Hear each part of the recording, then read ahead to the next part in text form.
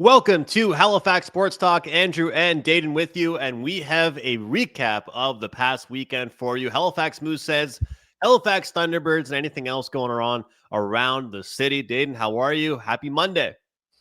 Andrew, I'm probably doing a little bit better than the Mooseheads are after this past weekend. It was a tough one for them, but the Thunderbirds, oh my gosh, 11-2, a little bit of history made by someone on the roster. We'll talk about that once we get there, but yeah, the Mooseheads not looking too hot. 3 straight losses after that 0-7 loss to Newfoundland, and then these two this weekend.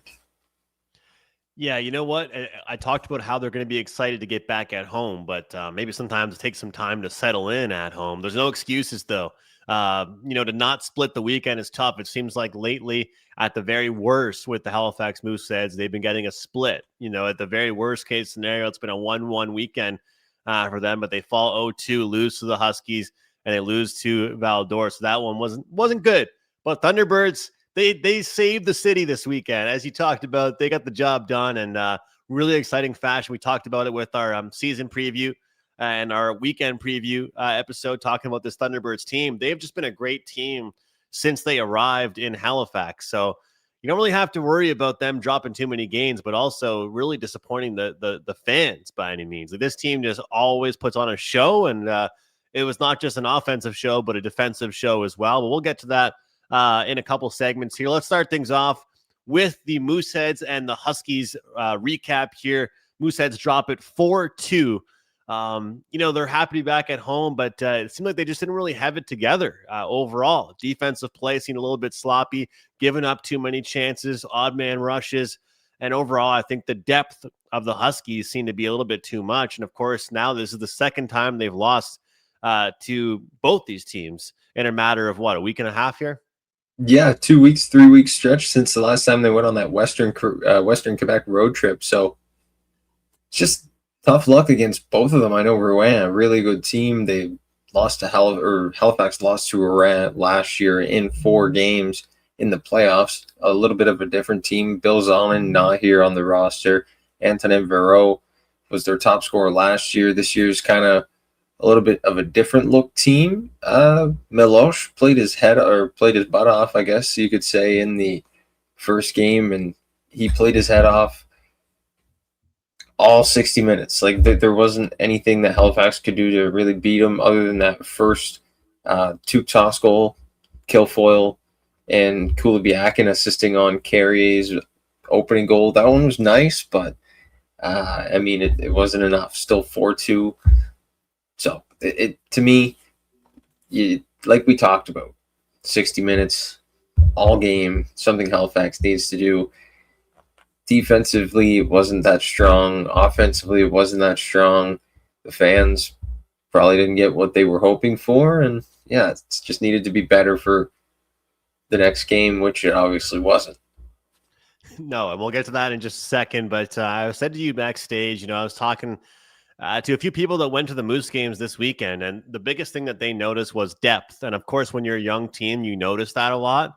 And I think, here we are talking Monday, December 8th. And, this is kind of when you start to see depth mattering so much. It's a busy schedule for junior hockey players, right? Like you look at even the NCAA, they play far fewer games. It's not as busy. They go to school during the week, they lift, they train, they play on the weekends.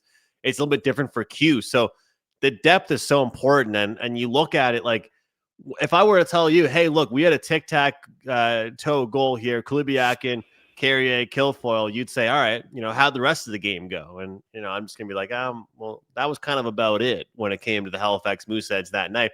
And that's what's a bit tough, is that you need to be able to get other guys stepping up. When you have that trio with a nice tic-tac-toe goal here, the Tuke toss, which is exciting. I saw so many awesome videos of the teddy bear toss, Tuke toss this weekend. There was one in Calgary, the Hitman looked really, really cool.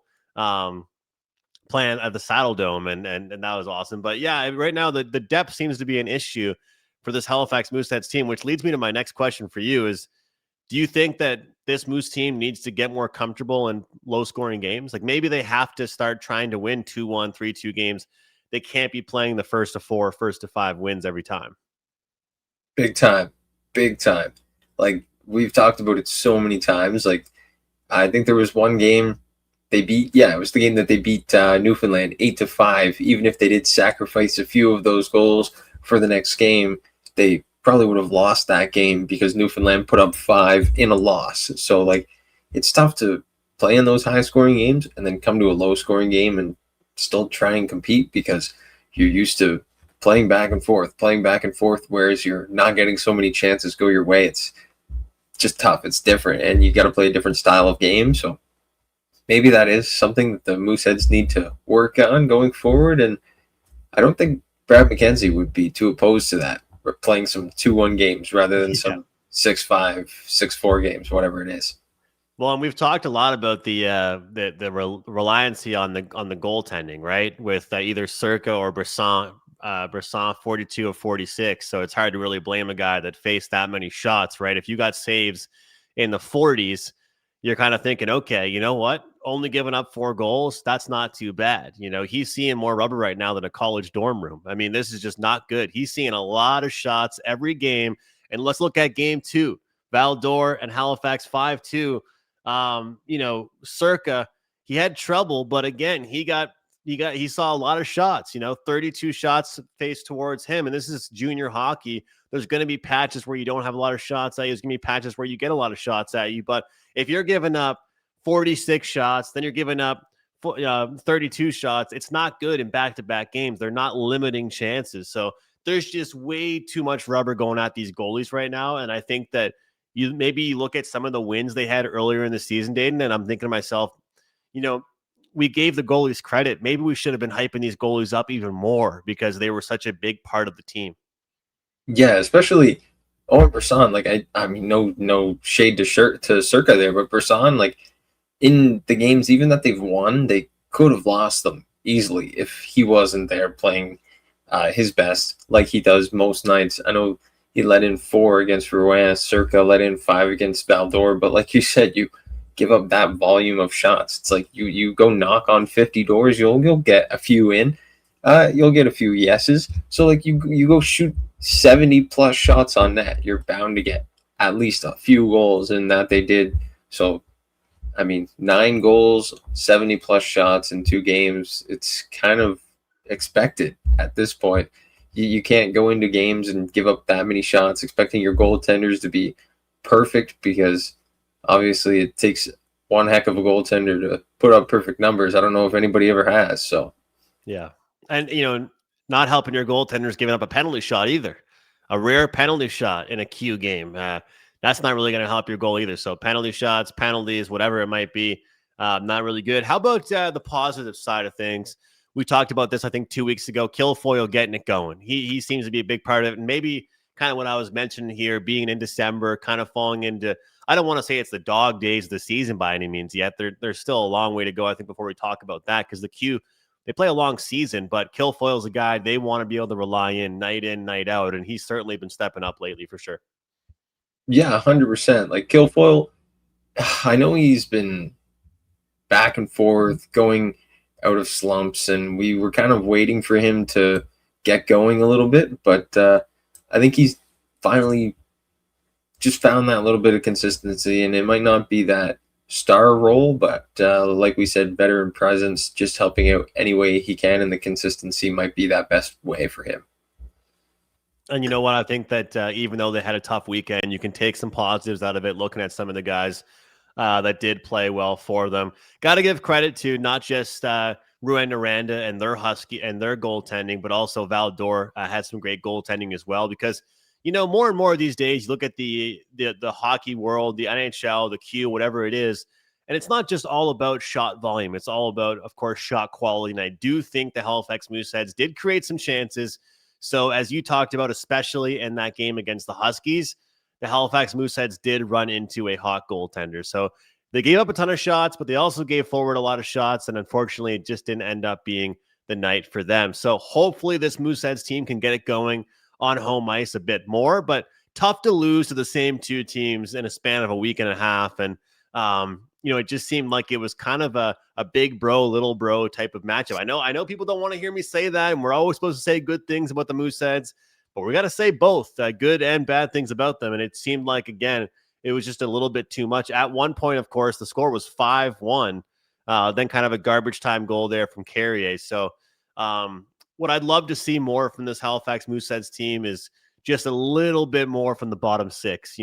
I understand they have a role to go out there, be checking, be physical and kind of just create some energy for the top six. But to see some guys on that stat sheet that aren't just the top 4 or 5 players would be a real blessing for this team right now. Yeah, Andrew, I think the bottom six is just so young. They started off so hot, and everyone was feeding off of that energy. And they had so many guys that were just go, go, go. And you look at the top guys that were like Kulbiakin was red hot to start the season. Mensinen was red hot to start the season. There's all these new faces in the locker room. You got the young guys making the jump up, Manella and L'Italien. They were doing pretty well to start the season. So all these young guys kind of had a little bit of confidence, but then the rest of the league kind of caught up to them. And now you look, Halifax is in like 4th. Moncton's back up in 1st place. So it's starting to shape out to be how everyone probably expected it. Long season, though. Long season. And you know what? Lots of positives to take out of the weekend. So we'll see. Very important to see how they respond, though, because, look, that last game against the Regiment wasn't good. The game, how many shots you give up against the Huskies, not good. And then, of course, the response factor against Val-d'Or. It was a tough game, but again, not great. So I think that the big thing is it's hard to kind of counter the, hey, look, bottom six has to step up offensively with, hey, we got to play better defensively. Like if you ask Coach McKenzie right now what's bothering him the most, I guarantee you he's not saying what I'm saying right now and saying, oh, we got to score more. He's talking about keeping the puck out of his own net. And so maybe the defensive play is something they can work on as well. But I'll tell you what, I look at the score sheet, and as much as I want more depth, I still think that it's been really good to see some of the big guys stepping up and playing a big part. And we got to remember how young this team is. You just talked about it. They are a young team, and for them to have had some of the games they've had this season so far, it's been pretty impressive. So we'll learn a lot about this Moose team in the next few games. That's all I know. Yeah, definitely. It's going to be fun. They got Charlottetown next. But after that, we'll see what the team can bring out before the Christmas break, a short little Christmas break. Some of the guys will, I guess the Mooseheads won't, but the QMJHL is only sending one guy to the World Juniors. Yeah. The league will pause. They'll watch Desnoyers in the red and white for a little bit. Then they'll get back at it. So we'll see what the boys get up to after Christmas break, see if it helps them or slows them down. Yeah, I think that's actually going to be huge for a young team like that. Like a little bit of a break will be good for them. And I gotta pick your brain on that. What do you think? This year, too, no real training camp for the World Juniors. They're just straight up picking the roster. This is what it is. Canada's kind of coming into this year, the World Jays, with kind of a chip on their shoulder. The World Juniors, as far as Canada is concerned, they have not been good, really, since they were in our hometown, or at least in our city here of Halifax, when Bedard was on the team. This team needs to be good this year. And I know that Q fans probably won't be happy. Just one player, as Dayton just mentioned, representing the QMJHL, Caleb Desnoyers. So what do you think? Is it the proper reaction, or is it one of those things, hey, we're going to find out eventually, because this is a big deal. This Canada team has to do very well. And you know as well as I do, Dayton, when it comes to Canada and it comes to Canada hockey, it's win or bust. It's not anything else besides win. And if they don't win gold at the World Juniors, at the Olympics, then they knew they messed up. They let the country down. And I think the pressure is there, but it's also the pressure that all these players love for sure. Well, I think the two words that Hockey Canada are going with this year are skill adapts. Last year and the year before, they didn't really go with that kind of motto. They were taking role players, like fourth line guys that were there to play fourth line roles. I think if you're going to take the best players in a best on best tournament, you should probably do that and take the first line guy on some random OHL team to play the fourth line minutes, because his skill is good enough to adapt to that position. So I don't know. I think Hockey Canada is finally doing that. As you said, Desnoyers, only the sole QMJHLer on the roster. I think Carbonneau could have worked his way on there, but that's for other other days, maybe Poirier as well. He's having himself quite the season down in Maine. But yeah, I guess they're looking past the right-hand shot right wingers here in the queue. It's normal for Hockey Canada. But the thing I'm looking at is Canada, their first game. It's against the Czechs. So that only means one thing, Andrew. One thing. Canada can't get eliminated by the Czechs in the quarters this year. Yeah. Just by the way it works out. Just by the way it works out. You know, we're going to learn a lot about the selections, I think, early on, and also the line pairings that they made. But, you know, last season, we saw all these reports going around social media where it's like, this player was top scoring in the OHL. This player at defense has been the top this and that in the WHL. And like, it's like, so why isn't he on the roster? And, you know, everybody, I'm not going to pretend I knew who all these players were, but you're also thinking, okay, if this guy has all these stats, this guy has all this going for him, and he's going to be drafted this high in the show, why is he not on the team? So to your point, this year, they're going to go with skill, and it's going to be a little more fun to watch. So we'll see if that affects the defensive ability, but I have a feeling this team is going to be a lot more fun to watch. And as a Canadians fan, I can't wait to watch Michael Hage. So looking forward to watching him tear it up with the team as well. Back to Halifax talk overall, though. We talked about Mooseheads fans not being too happy. Well, Thunderbirds fans can be very, very happy for a great win in their home opener for the season. You got to love that 11-2 victory. You know, I talked about it, how I'm kind of a casual with lacrosse. I don't pretend to know lacrosse.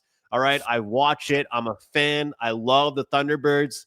But how often do you see a defensive masterclass like you see here and some great goaltending like we saw this weekend with the Thunderbirds? So the fans were treated to a great game, a great win, and just a great overall defensive performance. Talk about dominant, Dayton. This team was dominant from start to finish in their home opener. I can't wait to talk about this with Jeremy on Thursday, because he'll have something to say about this for sure. But Warren Hill, King of the Hill, right across from Citadel Hill. It all works out. So he's having himself quite the start to the season already. What a game from him. I know, like we just talked about before, lacrosse is such a high-scoring game, and 2 goals. So it definitely quite the defensive showdown, I guess you could have said. But it was one-sided for sure. So the defense for the Thunderbirds was definitely A+.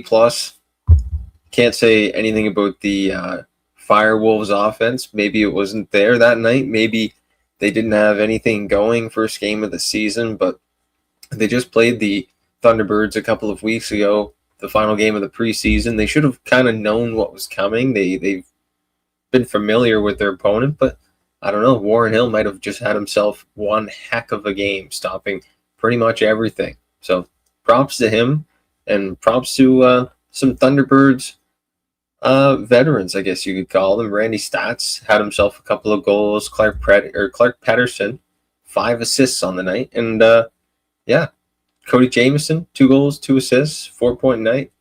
All the big guys stepping up. Home opener. What a way to start the season. What more could we ask for? The offense steps up, the big name players step up, and I will add this in case anybody does ask about 3 empty net goals. Okay, 3 empty net goals, so maybe some garbage time goals towards the end, but just very impressed by the goaltending, very impressed by the defense, and a dominant win at home to kick off the season for this Thunderbirds team. As mentioned, Jeremy will dive into it more. Look forward to hearing what he thought the keys were for the success to start the season off for them, and we'll talk about, of course, their next game they have coming up this weekend. So looking forward to a great show on Thursday, and we'll try and turn the page, and the Mooseheads will try and find a win this coming weekend after coming off a couple tough losses. But that will do it for the show for today here, guys. Halifax Sports Talk. You can find us on X, HFX Sports Talk, everywhere else, Halifax Sports Talk. Make sure you're tapping in. Make sure you're following us. Make sure you're commenting, and hopefully you are enjoying the content. That's it for now. We'll see you guys next time right here on Halifax Sports Talk.